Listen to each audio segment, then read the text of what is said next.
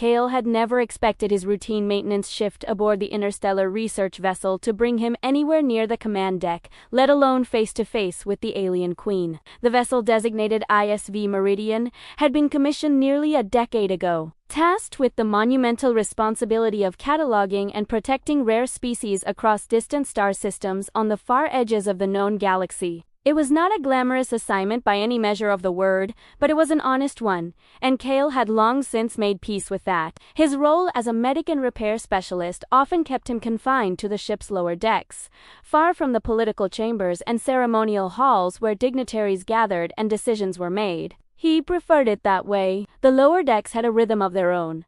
The hum of engines, the steady pulse of oxygen recyclers, the soft clatter of maintenance drones rolling through narrow corridors. It was predictable. It was safe, and Kale, by nature, was a man who appreciated the comfort of knowing what came next. But nothing could have prepared him for what came next on that particular evening. The Queen's ship had suffered a skirmish with space pirates in the Veltori Nebula, a lawless corridor of space, notorious for ambushes and unsanctioned territorial disputes. The attackers had been ruthless, targeting the vessel without provocation, apparently drawn by rumors of rare biological artifacts being transported aboard. The Queen's escort ships had fought valiantly, but the assault had been swift and devastating. By the time ISV Meridian intercepted the damaged vessel and offered aid, the damage had already been done. The injured alien queen had been brought aboard in a critical state, carried through the docking bay on an emergency transport board, her attendants surrounding her with barely concealed panic etched into every line of their alien faces. Her people were unlike any species Kale had encountered in his 7 years of deep space service. Te were tal, nearly 2 meters in height, with a posture so naturally upright it bordered on architectural. Their limbs appeared simultaneously delicate and unbreakable, as though each bone had been forged rather than grown. They moved with the fluid precision of beings who had evolved over millennia without the burden of unnecessary motion. Their armor was extraordinarily layered in materials that seemed to shift between solidity and transparency, depending on the angle of light, glimmering faintly in iridescent waves beneath the artificial lighting of the medbay. It got colors that Kale didn't have proper names for, colors that seemed to exist between the ones humans had long since categorized and filed away. The Queen herself had been unconscious when they carried her in, and yet even in stillness, Kale could feel the unmistakable intensity of her presence, radiating outward like heat from an open flame. There was a quiet sovereign power in the way the ship seemed to bend slightly around her, as though the very air acknowledged her authority and adjusted itself accordingly. Her attendants stood at careful distances, neither too close to crowd her nor too far to be of immediate use.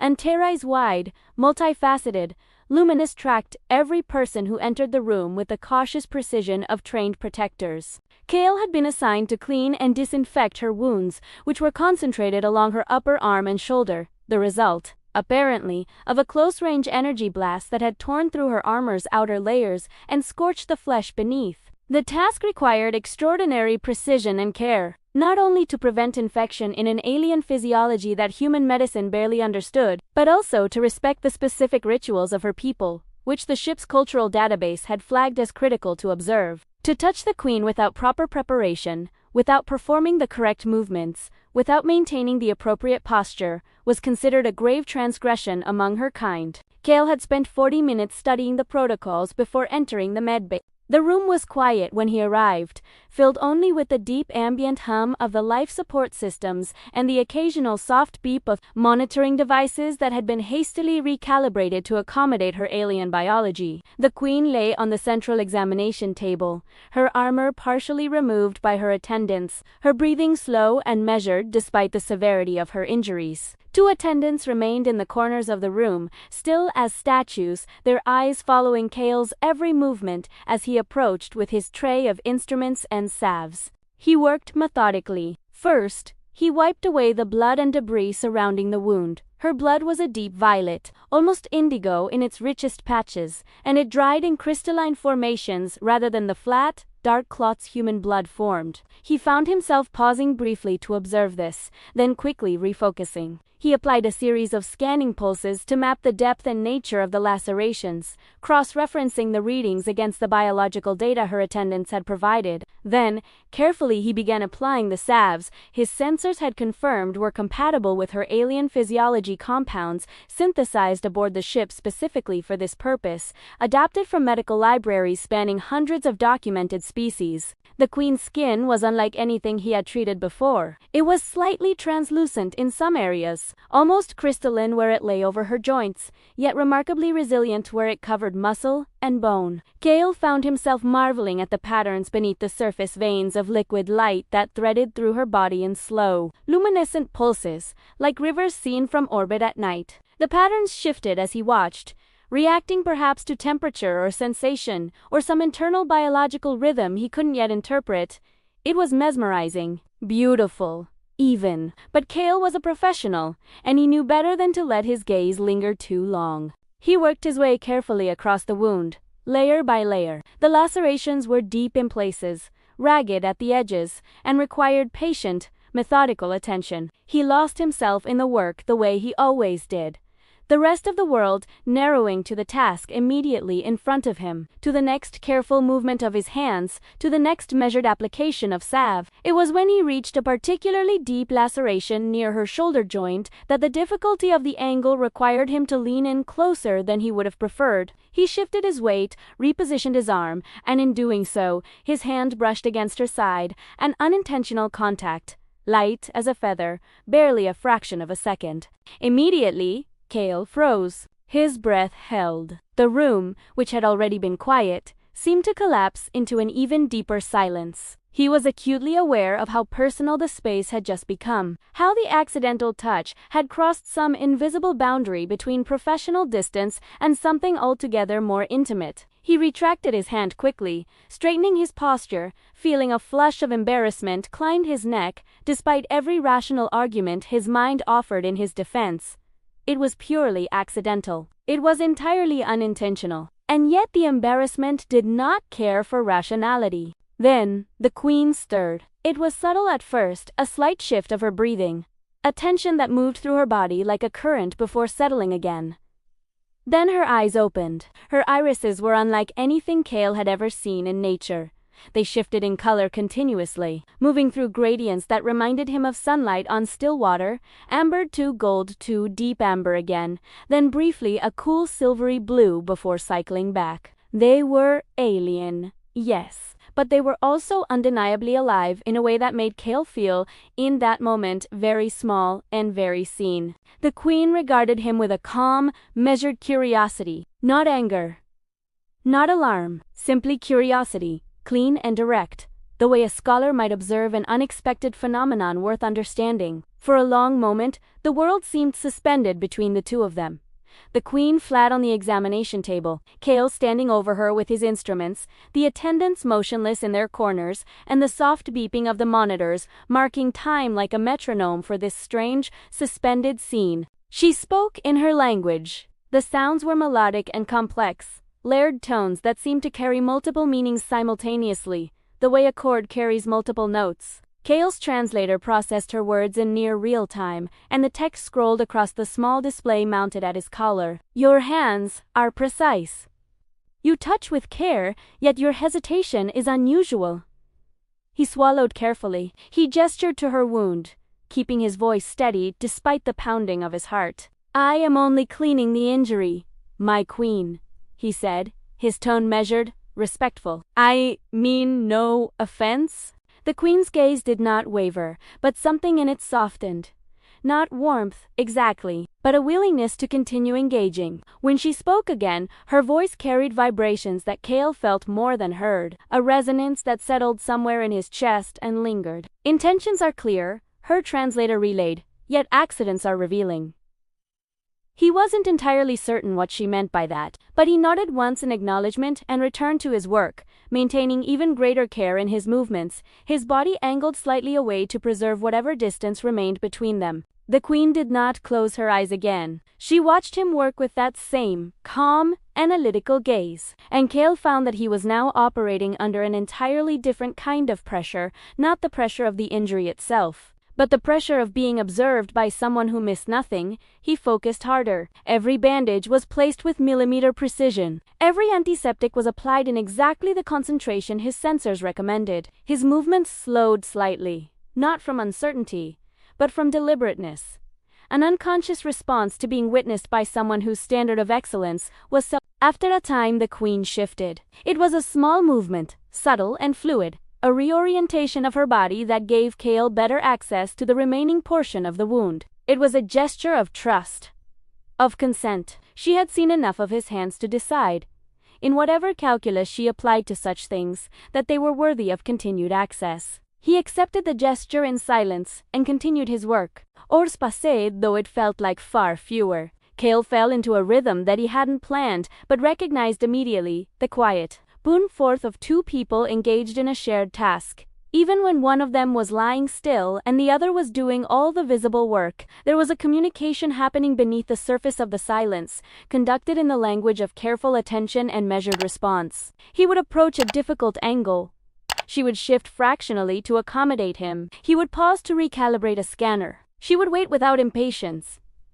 He would apply a salve to a sensitive area. She would hold perfectly still, not flinching, trusting him to do it correctly. By the time he finished, the injuries were fully stabilized. The deepest lacerations had been sealed, the burned tissue treated and protected, the bandages layered in precisely the configuration his database had flagged as appropriate for her species' healing process. The queen sat upright, assisted briefly by her attendants, who moved with swift, practiced efficiency and observed Kale quietly as he organized his instruments and prepared his post-procedure notes. He felt, as he always did after a particularly difficult procedure, an odd mixture of relief and exhaustion. But beneath those familiar sensations was something else, something less familiar, a kind of awe that he wasn't entirely sure how to categorize. "Humans are fragile," the queen said after a long pause, her voice low and almost musical in its cadences. "Yet your species has precision and courage that few of mine possess."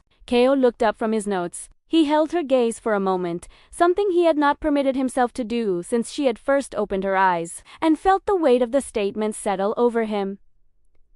"Thank you, my queen," he said simply. He meant it without performance, and somehow he suspected she knew that. In the days that followed, Kale was called upon repeatedly to assist the queen with follow-up care, minor adjustments to her bandaging, routine monitoring of her healing process, which progressed at a pace that astonished the ship's lead physician, occasional equipment calibrations when the monitoring devices attached to her physiology required recalibration to remain accurate. Each visit deepened his understanding of her in small, accumulating ways. He observed her habits, the way she moved through a room, as though it were already hers, claiming space not through aggression, but through simple presence. He noticed the way she communicated non-verbally with her attendants, conveying entire instructions through combinations of posture, eye movement, and the subtle positioning of her hands. He studied the particular hierarchy of her silence, the difference between a silence that meant she was thinking, and a silence that meant she had already decided, and a silence that meant she was displeased but choosing patience over reaction. Each time he left her chamber, there was a subtle acknowledgement from her, a tilt of her head in his direction as he gathered his equipment, or a brief flash of her irises into that cool silver color that he was beginning to understand meant something like approval. They were small signals, easy to miss if you weren't paying attention, and Kale had learned quickly to pay very close attention, not from anxiety, but from genuine interest in understanding her. The queen's presence, once so deeply intimidating in its alien authority, gradually became something else for Kale. It became, without his having consciously planned for it, a source of genuine inspiration. He found himself approaching his other work differently in the aftermath of their sessions, with greater patience, with finer attention, with a willingness to slow down and do things right rather than do them fast. He had always been competent. Now he was becoming precise in a way that exceeded competence. He thought about this sometimes, late in his shift, as he sat in the ship's small observation lounge and watched the stars slide past. He had come to her to clean an injury, a routine task, and somehow, without intending to, he had begun learning something altogether more complex, about leadership, about composure, about the relationship between authority and trust. One evening, he found himself alone in the medbay again, preparing supplies for the following day's routine checks. The door slid open without announcement, and the Queen entered silently. She was moving without the assistance of her attendants, a sign. Kale understood by now that her recovery had reached a stage where such assistance was no longer necessary. She moved through the room with her characteristic fluid grace, pausing near the supply counter where Kale was working, and watching him. He did not stop what he was doing. He had learned, through their accumulated interactions, that she did not respond well to performances of deference that interrupted genuine work. She wanted to see the work done, not interrupted on her account.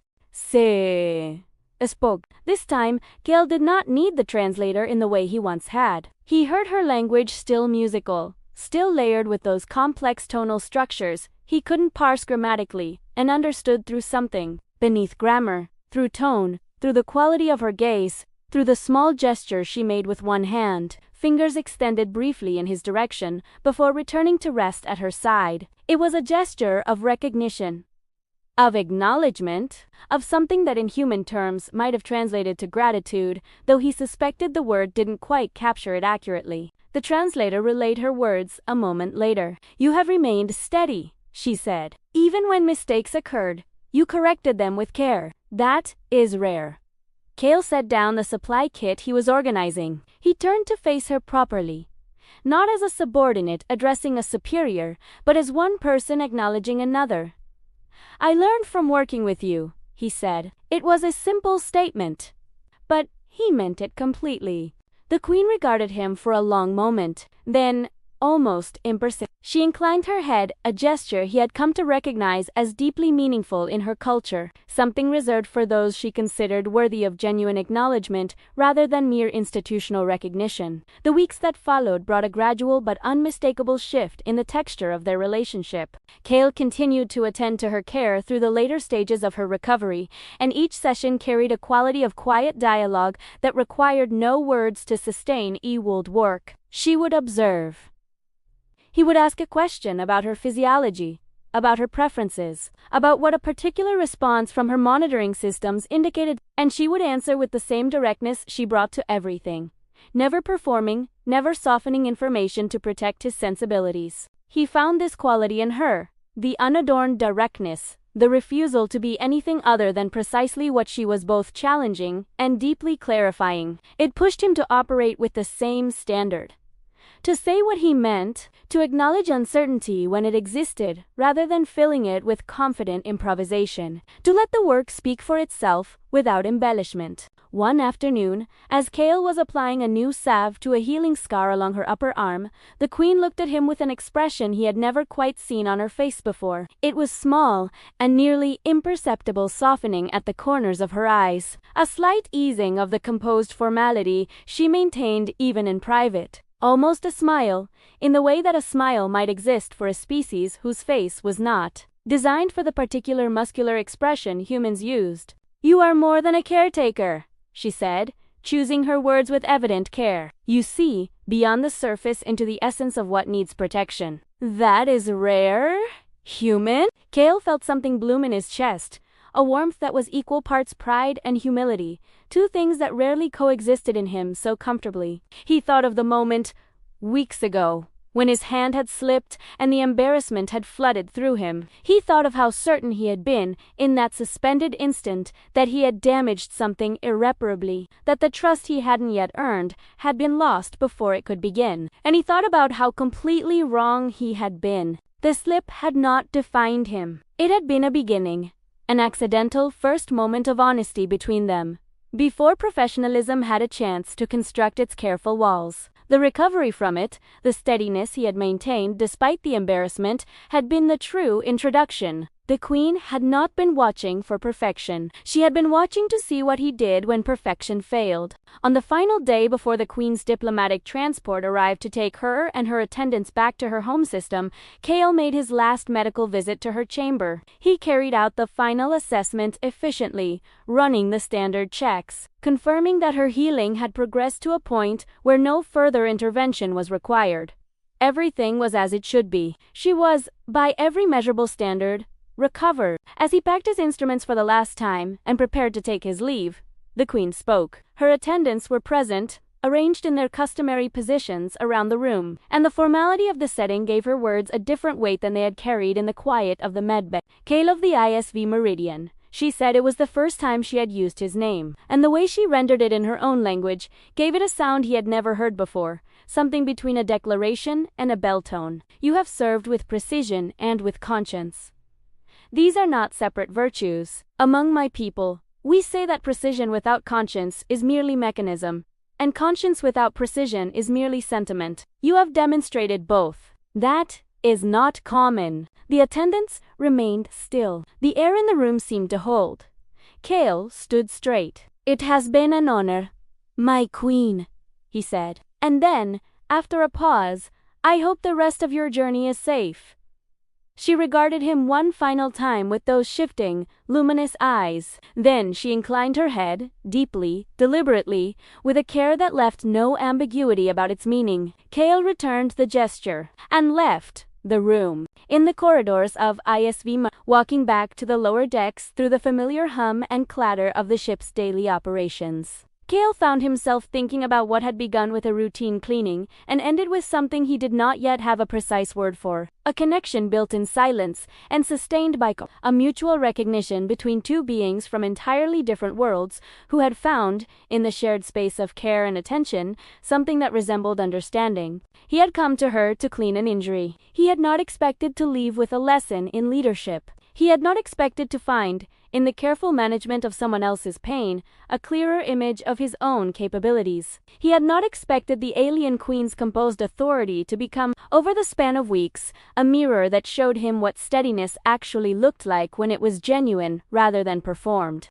But perhaps that was the nature of the deepest lessons. They arrived without announcement. They embedded themselves in the ordinary material of daily work, in the angle of a hand, in the silence between words, in the quality of attention you brought to a task that no one might ever notice or celebrate, and they remained with you long after the circumstances that had delivered them had moved on. ISV Meridian continued its voyage through the uncharted outer systems. The Queen's transport departed with the quiet efficiency of a people who never did anything dramatically when they could do it well, and Kale returned to his lower decks, to his maintenance schedules and his medical supplies and the steady rhythm of work that had always felt like home. But something had shifted, something small and structural, like a panel recalibrated to a truer alignment. He moved through his work differently now, not faster, not louder, but with a quality of deliberateness that his colleagues noticed without being able to name.